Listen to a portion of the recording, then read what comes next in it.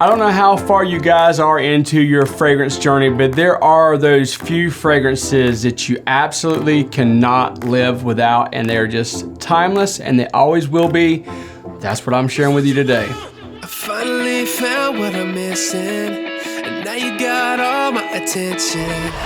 Driving me wild, got me wishing that you were all mine. You're irresistible, it's so refreshing.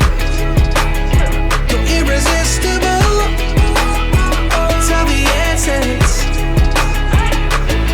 Can feel your energy all over me. Close my eyes and I breathe in. You're irresistible.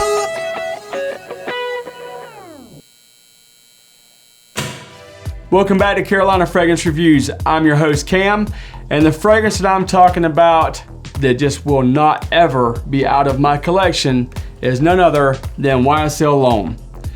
This masterpiece was made in 2006. It has had a million flankers behind it, but not one has lived up to this with this same scent profile. Now, the Lanwee is a different story. That is another amazing, beautiful fragrance. But as far as the L'HOMME, they knocked this one out of the park. It opens up really, really bright and clean, but it's also got a sexiness about it. Ladies love this fragrance. This is one, I have a few friends that like fragrances, but they don't have a lot of fragrances, but they know that they can pull the trigger on this, and this is a safe bet. I feel the same way. It's been in my fragrance collection since it came out, and it's still here. We're in 2019, from 2006 to 2019. That's a long time to have one fragrance in your rotation, but it's worth it. And if you guys are trying to figure out, like, you know, especially if you're new to the fragrance game, this is a safe bet. You won't waste your money on it. It's not super expensive. The performance on it is good. It's not like through the moon, but the first 2 hours of the scent bubble that you're gonna get will pull you compliments. You probably maybe get around 6-ish maybe as far as the performance. But when you're talking like 60 bucks or whatever for a bottle like this, you can't go wrong. Let me go over the notes on this for you. L'HOMME was released in 2006. The notes are bergamot, ginger, vetiver, basil blossoms, violet leaves, and tonka bean.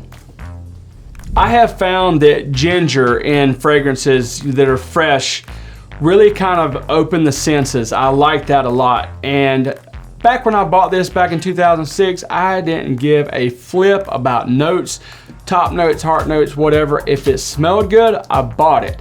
Just like when I bought Acqua di Gio and a bunch of other fragrances that are now iconic fragrances, I bought them because they smelled good and they got the job done. I don't mind talking to you guys about notes, but really honestly, at the end of the day, this gets the job done. If you guys are Post Malone fans, you'll hear him rapping about Yves Saint Laurent a lot. I don't think he's ever mentioned about the fragrance, but if one of his songs could be dedicated to this, I think it would even be worthy of rapping about. Today's episode is proudly brought to you by www.myfragrancesamples.com. Does anybody truly look in your collection to see if you have a full Prezi? If you're a guy like me, I can't always go out and do blind buys or pay full retail.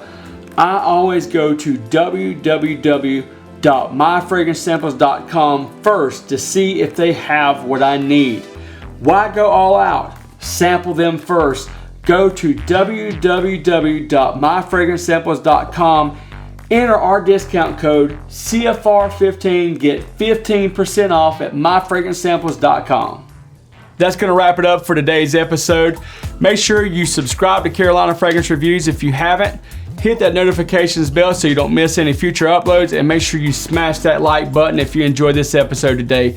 Peace and love. We'll see you next time on Carolina Fragrance Reviews.